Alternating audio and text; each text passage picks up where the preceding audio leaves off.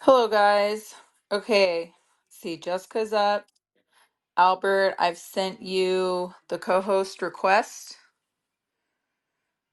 And there's Greg. Hello, guys. Okay, see, Jessica.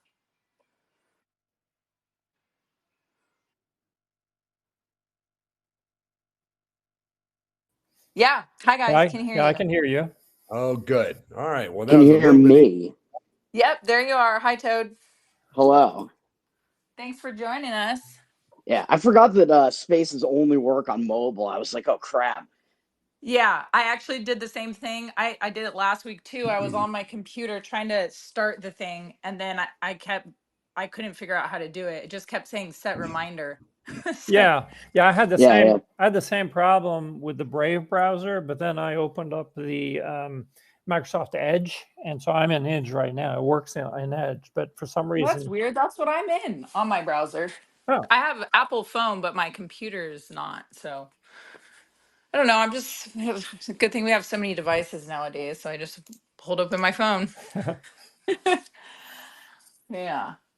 All right. Exactly. So I know we probably were you watching some football, Toad? Yeah, you know it. Yeah, well, it's a good time kind of because one game ended and it's only going to be the beginning of the other one at least. So we'll just Yeah. start on like introducing the space and our groups and caucuses, and then hopefully some more people will be jumping on in the meantime.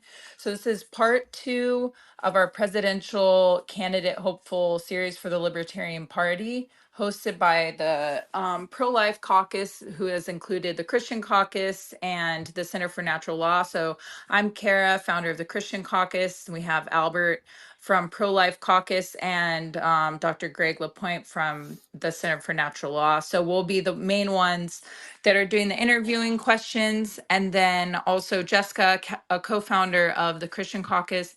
What we did last time is we just had her kind of check the comments for any good questions to ask that people put in the thread of the space. We thought that would just be a little easier than trying to like moderate pulling up other speakers and stuff, so that way she can just kind of filter through and pick a couple. So that's what we'll do with that. So if anybody wants to, they can put a question in that thread, and then she can throw it up on the stage or the Jumbotron, whatever people like to call it, and also ask the question. So do you want me to go ahead and just talk about Christian Caucus first, and then we'll go through the three groups, Albert? yeah, that sounds great. Okay. So Christian Caucus, is something that we started last year, probably around April, and it was slow moving to start, but we're starting to kind of get more active. It's just kind of like our main goal is to do work where libertarianism and Christianity intersect. And we believe that libertarianism is the natural philosophy that you would conclude politically if you're a Christian. So we want to impact the party with Christian values and stances on things. And we also hope to impact our churches also with liberty views. And I was part of starting a politically active group or ministry at one of my churches I was at where I used to live. The church I'm at now has one. We've had people in our caucus also start working on that kind of stuff in their respective churches. We are working on these spaces to try to kind of help throw our weight around with, stuff like the pro-life views and Christian values, and, to get those on the candidates' minds that are in the race. We really, for the Christian Caucus, we want to promote things like family, community, strong churches. We think that those things are imperative to a free society and doesn't really work without it. So we do think a lot about the voluntarism side of things in addition to rolling back the state.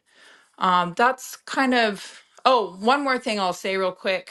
Tomorrow we have a push to lobby a committee on defund Planned Parenthood. This is a bill that was introduced almost exactly a year ago and has just been sitting in committee. So we want to just kind of call them to push that through, make our voices heard. That bill, it's like a moratorium on funding for a year, no federal dollars to Planned Parenthood or anywhere that performs abortions.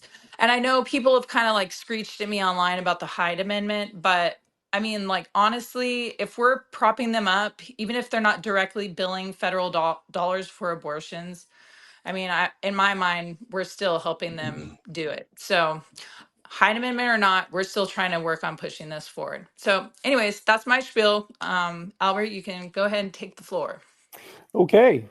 Yeah, I just wanted to add on to that because, what people don't realize sometimes is that money is fungible, right? So if you're allowing Planned Parenthood to have all this money for other purposes other than abortions, but then you're indirectly supporting abortions anyway, because that just means that they can allocate monies that they don't have to for other purposes for abortions. So, so basically groups that support abortion like that shouldn't be receiving any federal dollars, however it's characterized. But anyway, going on to the pro-life caucus. The caucus was formed in 2020, shortly before the 2020 Libertarian Party convention. And the purpose was to more organize the pro-life members of the Libertarian Party, who pretty much had been pretty disorganized over the years. And over the years, there had been repeated efforts to influence the Libertarian Party to get rid of the abortion plank. But every single year, that didn't reach a majority. That didn't go anywhere. So in 2020 was our first really, I think, concerted effort.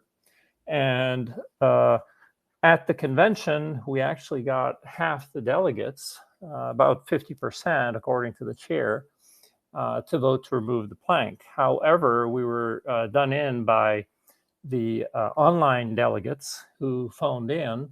And so there, the ratio was 60-40 in favor of retaining the plank.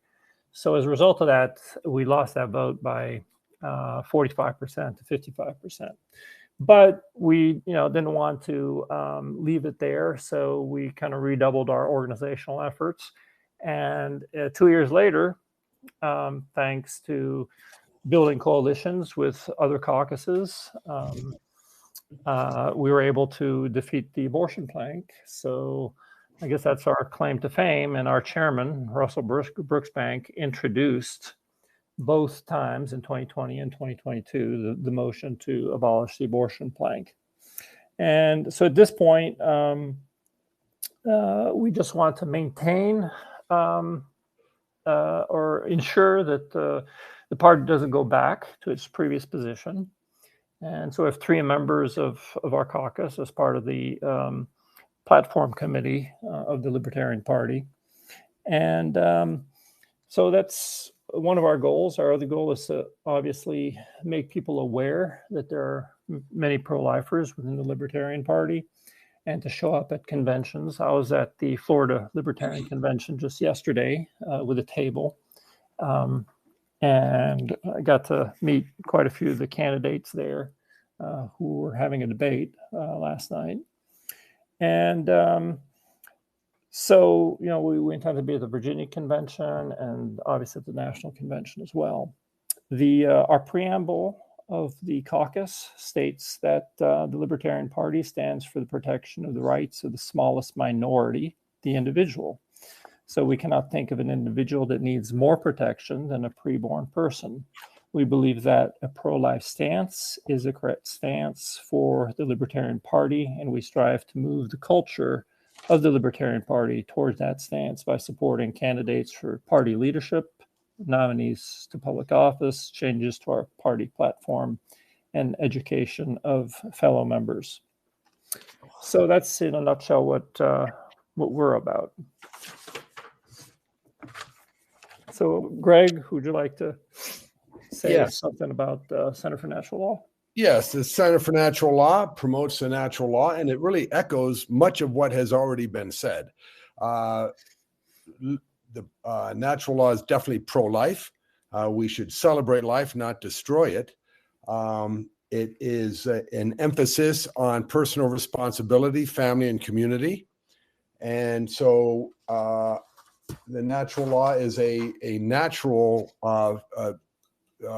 partner with the Libertarian Party. Actually, natural law is the science or the philosophy that justifies libertarianism. Libertarianism and natural law are unified. They're really connected necessarily. So we promote the natural law, and consequently, when it comes to politics, it's got to be libertarianism, and again, pro-life. So the natural law is without question pro-life and also libertarian.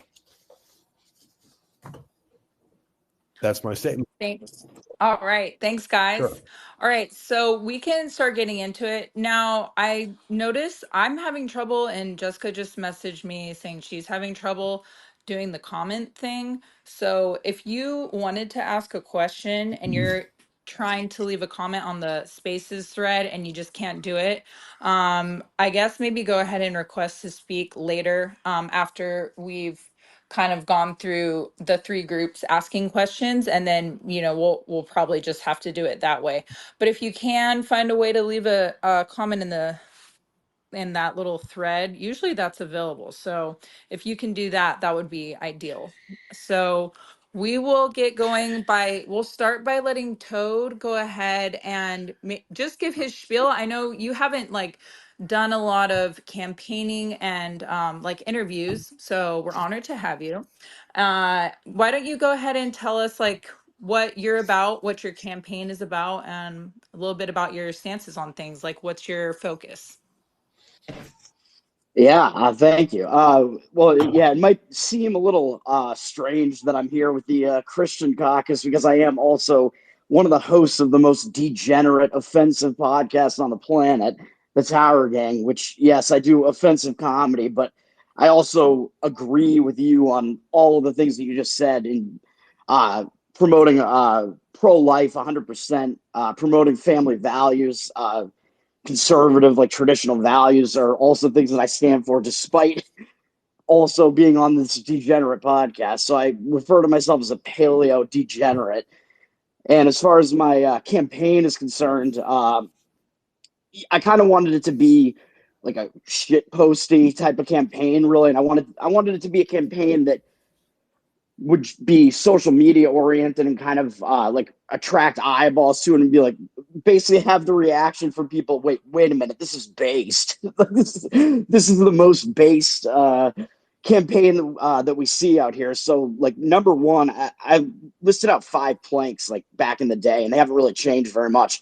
Number one was meme them until they cry. So I think one of the most important things that we can do is take to social media, because if you're a candidate and you're running for the Libertarian Party and you think you're actually going to win the presidency or anything like that, you're completely delusional. So that's not going to happen. What the goal here is we want to make this a messaging campaign, and we want to hit social media as hard as we can and meme them until they cry. What I mean by that is we want to be using social media to go after the worst of the worst people, the politicians, federal government, lockdown governors, everybody like that, and just make it clear for all the people that are out there on social media what we stand for here. We stand against these people and the worst authoritarians that are out there. Number 2 was governors to Gitmo, which is as Josh Smith talks about in his campaign is a campaign that is focused on vengeance, essentially against the lockdown governors. I actually take it a step further than Josh does, where he wants some sort of Nuremberg trial type of thing to happen. I think that the lockdowns were actually the trial, and they've proven that they're beyond a shadow of a doubt guilty of the worst crimes against humanity that we've seen in our lives. So there's been no accountability for that up to this point. I think we need to push accountability for all the governors that implemented lockdowns, all of the members of the federal government that were all pushing vaccines, anything related to the COVID regime. Basically, there needs to be some sort of accountability. And I actually unironically would put most of those people in Guantanamo Bay. I think that's where they belong. They don't even just belong in prison. They should have the worst possible outcome. They should not be able to get away with what they did to the American people. Number three, my plank number three is make January 6th the national holiday, which it should be. People refer to what happened on January 6th as an insurrection. That was not what happened at all. What we saw there was a bunch of people who had had enough of what was going on with the COVID regime, and they were focused on the right enemy, which is Congress, the federal government. So they got that right as far as who they stand against, which is also why the reaction from like the regime was what it was. They came down really hard on those people. So really what that plank is all about, which I think it's actually important that what we want to do is I would free all of the January 6ers. Like so many of them got harsh prison sentences and punishments for essentially walking into a building, a public building. And that should not happen to these people. These people they're pretty much, they're like everyday Americans, and they're people that had had enough, and that basically I think mostly stand for what we all stand for. So they should be freed. So that's that plank. Plank 4, I had originally called Crimea River because the war in Ukraine was at the forefront at that time. And I wanted to like bring in because I'm running out of the emo caucus. I wanted to bring in the emo aspect of that, but I've had to change that a little bit because the war in Ukraine has now taken a back seat to the war in Israel. But this effectively is the same thing. It's an anti-war plank where we should just make it very clear that we stand for the U.S. having no involvement in that whatsoever. All the troops should be brought home. This is an effort to just continue to prop up the military-industrial complex. The U.S. government, they just want continuous wars in order to do that. We should end that as much as we can, push for the end to all of that. We should not be sending any foreign aid over there whatsoever, and especially not getting involved in acts of war over there or in any of these other countries as well. I know there's been they've ramped up the efforts in Yemen recently as well. Like all of these wars need to stop. So standing against every single one of those things. And then plank 5 that I had out there was essentially an effort to abolish the public education system.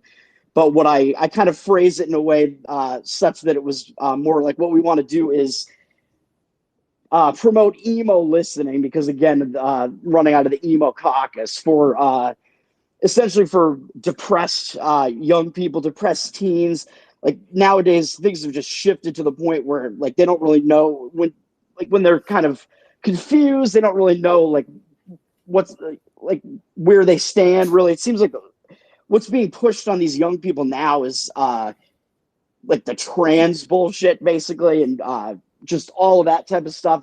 It's an effort to just end all of that and somehow take the culture back and push the culture back in the other direction. I think one huge step towards doing that would be to really attack the public education system, which is a huge part of what's going on there. It's pushing all of that shit on the young people, and I want to just eliminate all of that. So that is essentially what my campaign is about.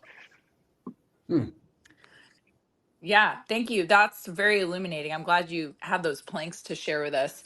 I see that, it's like kind of has a sense of humor, but it's also serious, and I can appreciate that. And a lot of this stuff, I feel like it's kind of is pushing the Overton window for people that might lean a little more normie. So where you took Josh's and pushed it further, it might shake some people awake to even see that there's a problem.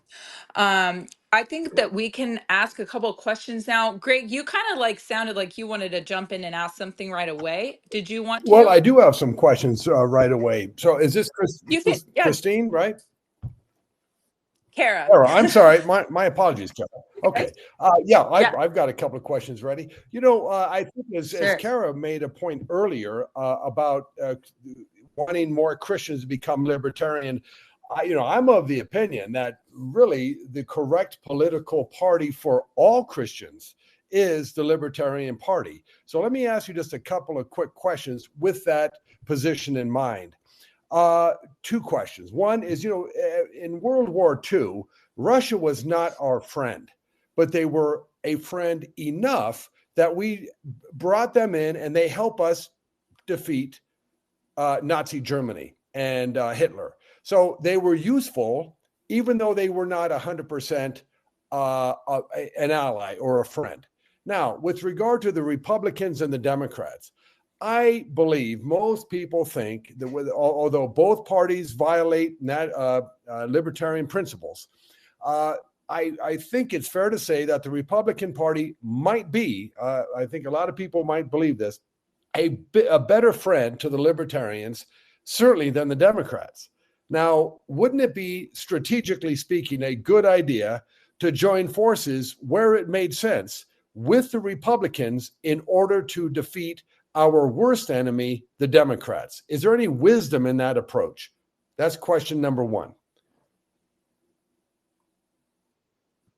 Yeah, well, I will say that I don't think the United States should have gotten involved in World War II at all, but I'll leave that aside to answer the question at hand here, which I agree with you that the Republican Party in its current state right now is certainly more pro-liberty than the Democrat side is, or maybe I guess I would say it's less anti-liberty than the Democratic Party is, and I think there are certain Republicans that we would not be able to ally with, which are, I call them the regime Republicans, which would be like Dan Crenshaw and Nikki Haley and that whole wing of the Republican Party that are they're just all the neocons basically, and they're all pro-war. I don't think that there's any ability to align with those people at all. But what I think, where I think there is some wisdom here is that I think we can push the Overton window in such a way that we get more people that are pro-liberty into the Republican Party. And we're kind of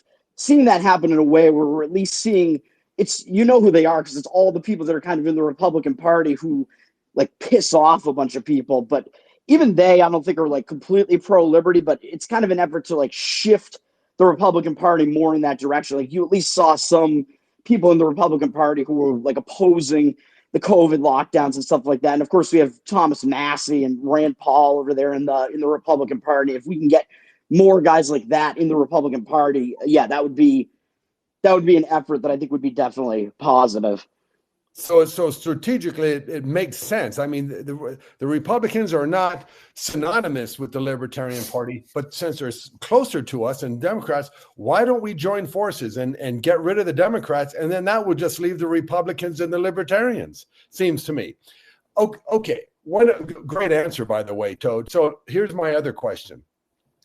I am a little stunned that all Christians are not libertarians. Really, I am. I mean, it seems to me all that membership is just waiting for us to take. But this happens. Whenever you hear libertarians talk, or I should say frequently when you hear libertarians talk, and they talk about freedom, an example of freedom that they propose is, hey, we can take drugs, or we should legalize drugs. Now, that does not sound good to the Christian. Or they might say, we should legalize prostitution. And that may be a valid point with regard to liberty. Let people make their own decisions, no question about it. But once you say that, you've turned off 90% of the Christian potential membership by using those examples. I think of it in terms of virtue and vice. Yes, we have freedoms. Why not choose the freedoms that uphold virtue? Why not just, in other words, not mention what is considered to be vice? I think all Christians, we should take over all Christian churches easily. But the Libertarian Party are constantly giving examples and constantly talking about those things which to the Christian are considered sin or vice or abhorrent. So is there anything we can do to clean up the image or the dialogue? Maybe it's just a matter of messaging. You mentioned that. Could we start messaging and emphasizing virtue in terms with respect to our freedoms and bring in all these Christian churches like we should have done a long, long time ago? Any wisdom in that? Yeah, I agree with what you're saying, and I think I might actually say that the Libertarian Party might be permanently lost in a way, or maybe even the term libertarian, because of the stuff that you were just talking about. The fact that you have so many people that are basically libertine, who have kind of infiltrated the Libertarian Party, the Libertarian sphere, and you're right, they lead with stuff like, we're going to like legalize all drugs, we're going to legalize prostitution, all this stuff. And yeah, that is in line with libertarianism. That is true. Like, there shouldn't actually be laws against that, but leading with that type of stuff is kind of ridiculous, and it's kind of insane, because it's like you're leading with stuff that is like that's along the lines of cultural decay, and like you said, it's vices. Like, I don't think that makes any sense to do that. Like, I think we should be leading with like pro-family, family values, and leading with more stuff that is going to kind of really, it should just like sound sane to normal people, essentially. But I don't know that we'd be able to do that like through the Libertarian Party as a vehicle necessarily. I think somehow we need to like disassociate ourselves, I would say, from like the left libertarians, if you want to call them that, if that makes sense. Yeah, that's a great answer. You do understand. And I think the right way to understand that problem is the libertines are a action, a part of the libertarians. And it is that dialogue that turn off so many Christians. Again, when you look at it from a conceptual or a theoretical point of view, all these Christian churches should be libertarians. We should have had these Christians locked up a long time ago, and we would be winning elections. You had mentioned that there's no hope for a libertarian to win. This is one reason why, because when you hear these vices that the Christians don't want to be a part of, they just push the Libertarian Party as it's to the side. It's not an option. But you understand that totally, and that's a great answer. I'll ask one more quick question. I'll move back and let the others talk. I might have some questions later, though. What book would you recommend for a newcomer to the Libertarian Party to read to get a good basic understanding about libertarianism? Yeah, I actually forgot to address the churches part of it. I'll just say really quickly that I do think that a lot of the Christian churches, at least around where I am in Boston, in Massachusetts, I see a lot of them having been like subverted at this point, where they're not really preaching like actual Christianity anymore at this point. Like, they become part of what I kind of just refer to as the cathedral, which is kind of just like the overall regime, like all the institutions that have been infiltrated by like the government ideology. So you'll see, like, for example, churches up here like flying trans flags and flying Ukraine flags and all this stuff, and it's just ridiculous. And it's like, well, they're not really promoting Christianity, and they're kind of like they're using like the facade of Christianity to actually push like authoritarian messaging and anti-liberty messaging. So that's a problem, and it's something that we have to like grapple with. And I don't really know what the actual solution would be to that, other than trying to like shift the Overton window, shifting the culture back in this way, and really just like decentralization. And like somebody mentioned like localization and local communities earlier. I think that would be the way to do that, where you have like much more like localized churches, and you can you really have more like control over that type of thing. And what was the actual question now? Well, that's a very good response. And I'll summarize it by saying this. The Christian churches, the Catholic Church, for example, has been totally co-opted by ideologies, political progressivism. There are Catholics who believe being a good Catholic means being a Democrat. 53% of Catholics voted for Joe Biden.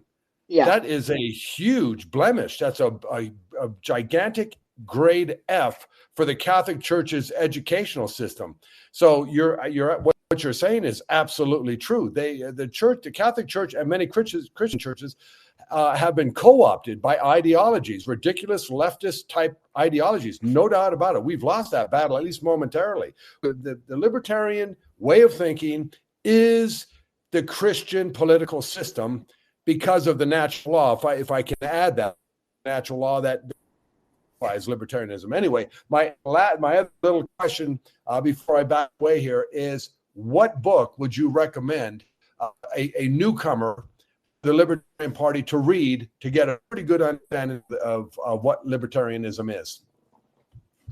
Yeah, Greg, you're breaking up a little bit, but yeah, right. The book question. Yeah, I would recommend the same book that was kind of an intro to like libertarianism for me. I was coming like from the right, from being a Republican, and I read this book, and once I read it, I was like, oh, this is like kind of outlining the ideas of libertarianism. And I kind of had thought that I was already a libertarian, and I'm like, oh, like this kind of confirms it for me. And that book is Ron Paul's Revolution. It's a fairly short book. You can probably read it in like a few hours, and he just outlines like really basically hits like all the key issues, including abortion in there, and I think that's a good way to go. Thank you, Toad. Thanks. Yeah. So, Yes. Toad, you answered kind of at least part of some of the questions I was going to have. I agree with you about the churches. You wrote an answer in our questionnaire because we asked you about your thoughts of the role of the church in the political sphere, and you were saying how the church is being subverted by the state, and it's being made to preach the religion of the state and not of Christianity. And so, defense against that is very important. That's what you said, and I really like that. Um, with that in mind, because I do see that here in California too. We've got these progressive, for lack of a better term, churches that are flying the LGBTQ flags and, I stand with Israel, doing kind of like getting, they're political and, for the progressive agenda. And yet we also have churches that are standing up for conservative Christian values and for freedom. So, being that you said that the defense of that is important, how would you like see that working out? How would we defend the conservatism in churches? I mean, I think sort of like what I said a little while ago. I think really the only answer I think is to have like more local control over the churches, and I think it needs to be like a cultural shift, however that might happen. And maybe it can't happen in like a centralized way necessarily. So I think most importantly, I think it's going to have to involve like focus on like the people that are closest to you, family, friends, like people that are in your community, in your neighborhood, whatever, and take like control of those churches and make them into what you want them to be. I think that's really the answer. Yeah, take control of the churches. We're going to take them over. Okay, so the other thing I wanted to ask is if you're willing to share if you have like a certain faith that you practice, and if you do, how that influences your campaign or your run and your messaging and stuff like that. I am a Christian, Protestant, congregational, which is, I don't know if it's just a New England thing, but it's the way that I was brought up. And then I kind of left it for a while in my like high school years, and then came, or even beyond that. And then I came back to it after I'd gotten into libertarianism. It was really the only thing that kind of made sense. And I went back to Christianity, although I'm not really a practicing Christian necessarily at this point. I don't know that it affects my campaign that much, other than that I think that Christianity, I do think, is perfectly in line with the ideas of libertarianism, though. Okay, thank you. Albert, do you want to jump in and ask some pro-life questions? Yeah, sure. But I'd also like to comment on some of the banter between Greg and Toad there about the left libertarianism that we've seen out of the Libertarian Party. And I think that was definitely a thing for many years. And that's why people have gotten a distorted view of what true libertarianism is. And I mean, in the interregnum, I mean, we had the Ron Paul candidacy in 1988, and he certainly was not a left libertarian. But unfortunately, the base of the party and the platforms and the policies that were prevalent in much of the Libertarian Party's history were strongly influenced by left libertarianism. That's why you had the abortion plank that was just eliminated 2 years ago. And I think the Reno reset and the takeover that happened 2 years ago was a conscious effort to redirect the Libertarian Party away from I guess glorifying the vice portion of liberty, as Greg was talking about, and to really refocus it on what you call virtuous liberty. Obviously, we don't want, whenever the government gets involved in criminalizing most areas, that you end up empowering a tyrannical bureaucracy. So there are good reasons not to criminalize things like prostitution or drugs and things like that. But the purpose of government, if there is to be government, is to apply the non-aggression principle and to ensure that people don't hurt each other and that contracts are observed and that you don't have a right to murder people. And clearly abortion is a subset of that because it's unjustified killing. So that would fit under the non-aggression principle. So but the problem is that in that area, these left libertarians, they're perfectly fine with violation of the non-aggression principle. So that's a big difference. So I think the consistent position of promoting liberty for everybody is what the Libertarian Party needs to stand for. But anyway, since abortion is my thing here, I'm going to ask you a few questions. First of all, do you have a website? Currently, I do not. Okay. And do you intend to get a website? That has been my intent to do so, and I should do that. Hopefully, I actually get that done. Okay. Yeah, the one question I'm asking all the candidates is whether they're willing to clearly state that they're pro-life on their websites. So if you do get a website, is that something that you will advertise? Yeah, I have no problem in doing that, and I advertise that like on social media and just as I talk about it. Like if anybody asks me about it, or I think if you go back through my tweets, you'll probably see me referencing it on many occasions. Yes, I'm pro-life. Okay. I guess digging deeper, you're obviously aware of the Dobbs decision, right? The reversed Roe versus Wade. Yes. What is your opinion of that decision? So I am for that decision. So that decision, so it overturned it at the federal level, I believe, which would leave it. It kicked it back to the states, essentially. So really, any step towards decentralization, I'm pretty much going to be for. So of course, that might set up a situation where we're kind of seeing now. I guess we have certain states that are just offering like crazy, like they're legalizing abortion, like in crazy ways, like where I am in Massachusetts. And then you see other states that are going in the opposite direction. But I actually think that that's better than having some central solution to that, because then at least you have, like, in the marketplace of ideas, you have competing ideas, and the hope would be, I guess, that the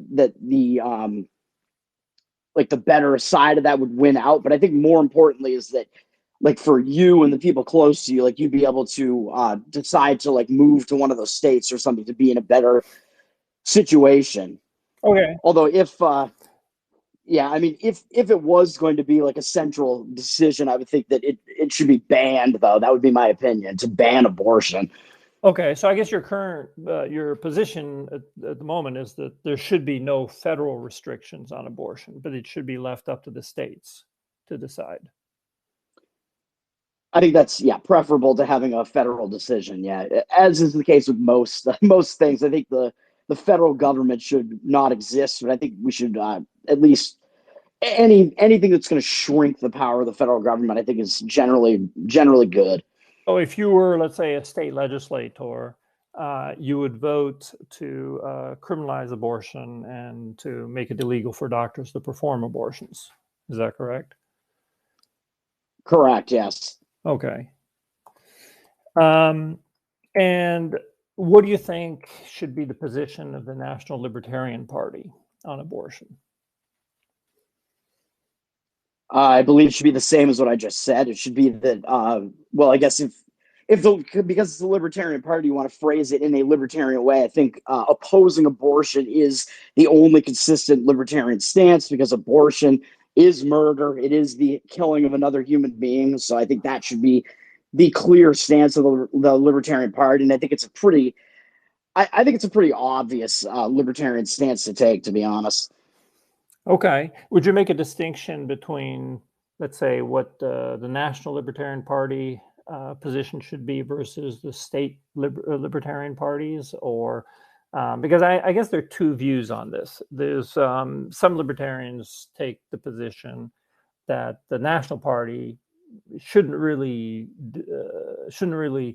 mention abortion, period. I mean, in the past, they're basically in favor of abortion, but now they're neutral. Now there's no position on abortion. So the alternative is to take a position against abortion or to remain neutral and allow the states to take positions one way or the other. So where would you fit in that range? Yeah, so because the Libertarian Party, I think it really only serves as like a messaging vehicle, and it is like wearing the banner of libertarianism. I do think that the national party should be taking a stance in opposition to abortion, and I mean I would think that the states like should as well, the state affiliates, but there's no control over like what the state affiliates are going to do. It's kind of really just like a clusterfuck, really, where you have certain states that are just awful on these things that are like really just their libertarian affiliates are just a bunch of progressives, really, and you know which states those are because they all have me blocked on Twitter. But I do think that the National Party being like the flag bearer of libertarianism, really, in the United States, like I think that they should take a clear position on it. Like this is the position that is consistent with liberty, with libertarianism. Okay. Moving on to the method that's used most to kill in utero persons, which is drugs, causing abortions.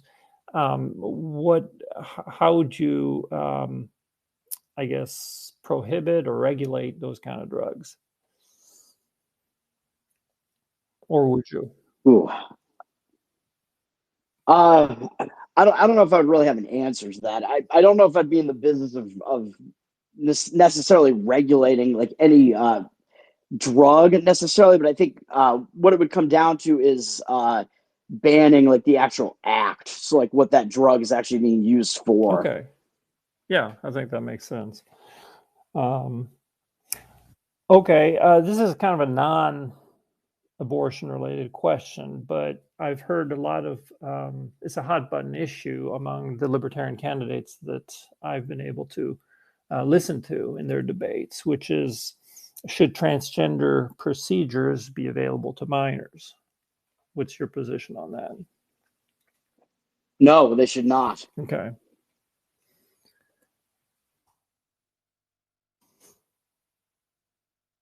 And I guess the rationale, what would you be the rationale for your position?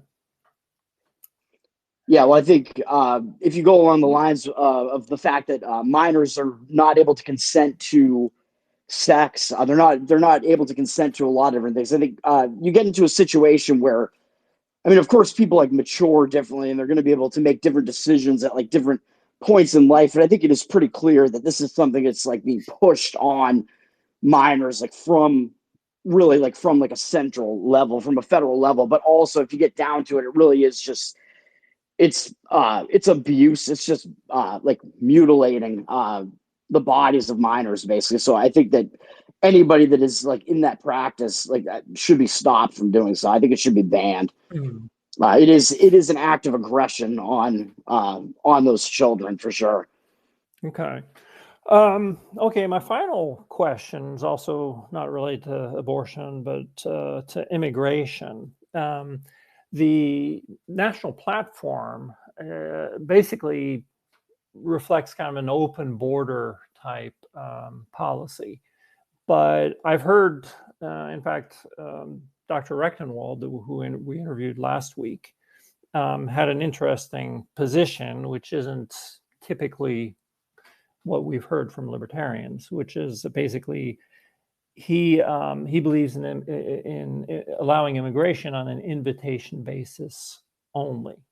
So he wouldn't obviously become an open borders libertarian. Where would you fit in the whole in the whole immigration debate? I essentially agree with Rechtenwald on this.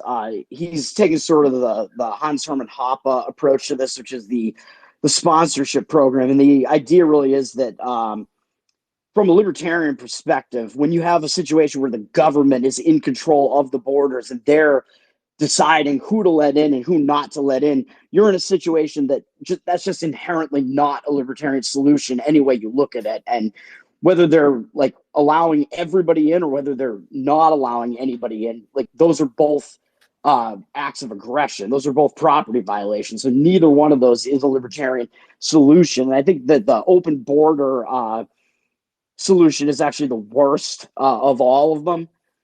Because it is just a government program. The government is just trying to flood the country with like basically low intelligence voters, and it's having a cultural impact as well, which you see more in like countries in Europe and stuff like that, where you have like the refugees that are like fleeing some of the Middle Eastern countries that the U.S. is bombing, of course, which also has something to do with it. But they're like kind of you see this influx of like Middle Easterners into these European countries, and you see like the number of rapes going way up, and it's really just like it's having disastrous consequences. But also from a libertarian perspective, I think what Rechtenwald's approach is, which is what Hoppe's approach is correct in that if you want to get into a situation that at least kind of mimics having sort of like everything privatized and all private property, but you still have the government in control of all the borders. I mean, you can't really have, I mean, that's not privatization, but if you want to get close to what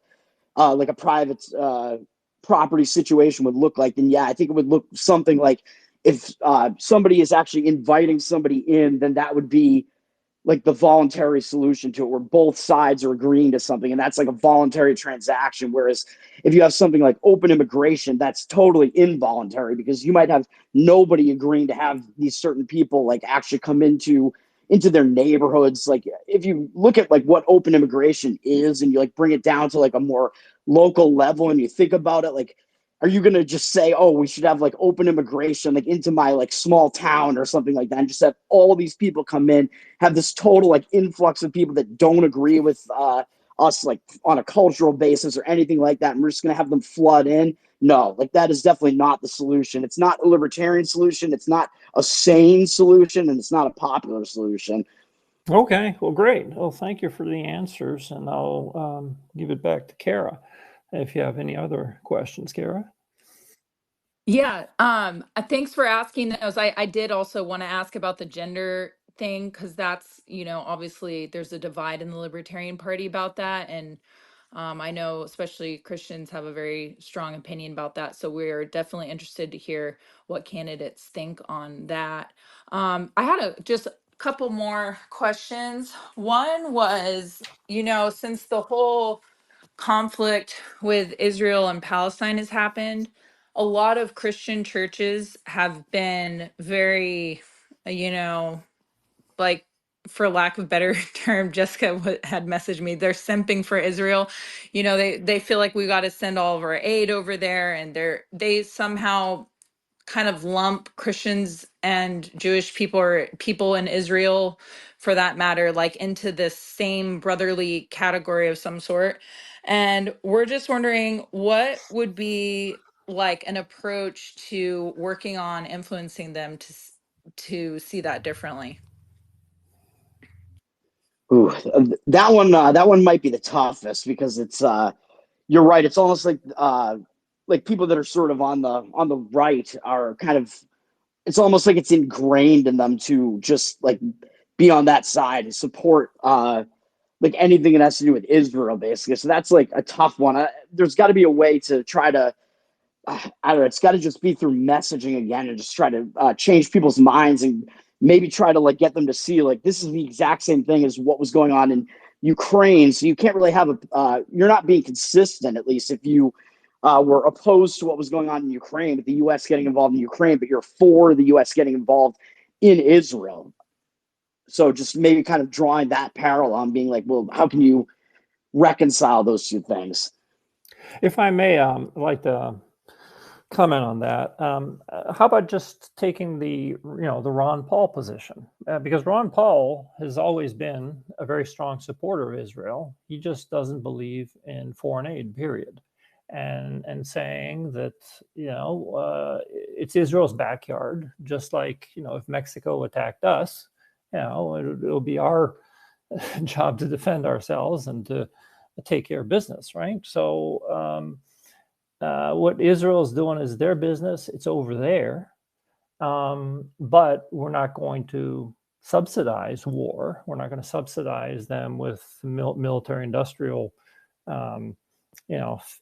feed loop circle where we're taxpayer dollars are propping up our defense contractors who are sending weapons over there.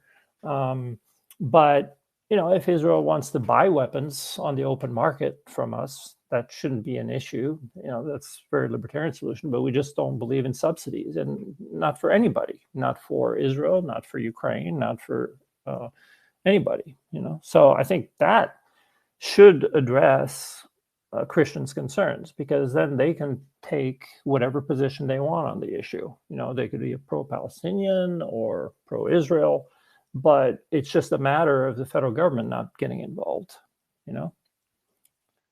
Yeah, that's the problem, is you would think that that would kind of stand, but because of that perceived like religious connection, it's like it kind of warps people's minds, and there's just for some reason this extra sense of duty that it seems like kind of like a hurdle, they can't quite get over, of where we shouldn't be intervening, if that makes sense. Yeah, I mean, I guess Yeah, that kind of makes sense, but then it's just a matter of first principles, basically. Nobody's attacking us, so why should our military be involved in it? So it's about just so they understand what the violation of first principles is. You can't make an exception to that.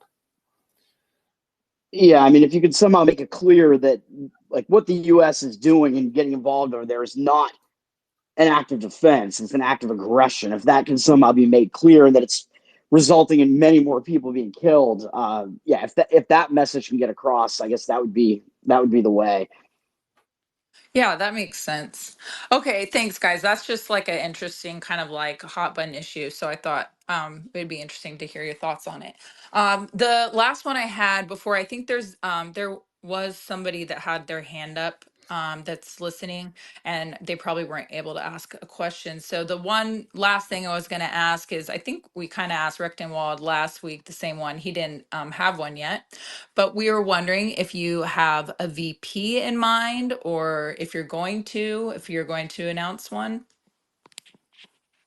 Well, the VP voting is separate. I had initially announced Brandy Creatrix as my VP as kind of a joke, because we disagree on like a whole bunch of stuff, because she is more on the progressive side of things. But I was also like, hey, I'm going to have an attractive female bring in more votes for me. Let's do that. But if I was going to select out of the actual VP field right now, I would take Clint. We would make it a Tower Gang ticket, 100% Tower Gang, Toad and Clint. Nice. Okay. All right. So let's see here if I can bring this requested person up. Democrat. Let's see. He's connecting, and I'll let him ask his question. He's had his hand up the whole time. So go ahead. You're a speaker. Hey, Toad, I just got a question for you. If you're okay with, abortion being decentralized, how do you feel about gun rights being decentralized? And if a state like California wanted to ban guns, would you be okay with that decision?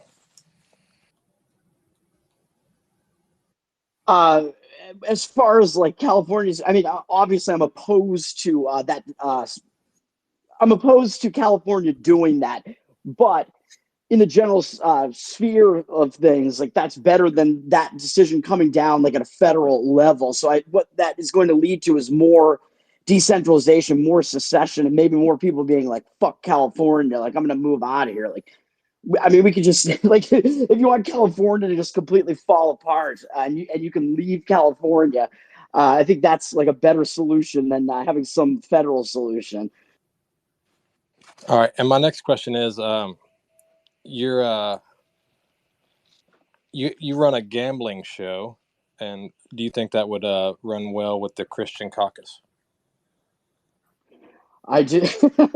I do. It's called Better Off Dead, and yeah, I think that well, what I do as far as gambling, I mean, yeah, I consider it to be more wagering. There's a lot of skill involved in what I do, so I don't think it's necessarily. I don't think I'm necessarily putting that much at risk because I'm maintaining like a bankroll and I'm being very responsible about it. So I think that it gets into that like vice territory. It's sort of like the same thing as like drugs or anything like that. Like if you want to like consume some of those things responsibly, I mean, I think that's I would not stop you with force from doing so. But I'm also winning money over here, so All right. If anybody else has a question, I'll give it a minute to see if somebody wants to come up. I don't think that I have any other questions. Albert, did you have any last questions, or Jessica, did you want to ask anything? Does anything come to mind before we close out? No, I'm done. I don't have anything further. So thanks. Okay. Okay. Yeah, I don't think that gambling in itself is like not allowed per se in Christianity, but I think it's kind of like you said, obviously if it's something that like was taking over your life in a way that was like pulling you away from God and like the things that you should be doing, I mean that would make sense, but I don't know if I mean it's just like for some people it's like almost like you're paying for the entertainment of it, not, you know, it's not like just not all gambling is you've lost your house. So I don't know if like that conflicts with our caucus at all. Did you have one last one, Mr. Democrat guy? Yeah, my last question is, if you could ban immigration from one country, which one would it be and why? oh man, that's Israel. Because that's where all the pedophiles are. Oh gosh, okay. I All hope that's right. kind of a tongue-in-cheek answer there. His yeah. His whole, that's kind of his whole thing, is the like shock thing. So okay. Um, all right. Well, I think that kind of wraps it up for us. Thanks so much, Toad, for joining us. And we will be back in, I think it's 2 weeks, right, Albert, Yes. with Josh Yes, 2 Smith? weeks. Yeah. So we have Josh Smith in 2 Sundays from now at the same time, 6:30 Eastern. And then after that, we have two more scheduled, and those will be Zoom. The Sunday after is with Mike. Mike Termat, and then the Sunday after that is with Jacob Hornberger. And that is all we have scheduled so far, but that pretty good turnout, and we appreciate the participation. All right. Well, thank you all for joining, and we'll talk to you Okay. soon. Thank Bye. you. Bye. Thanks for having me.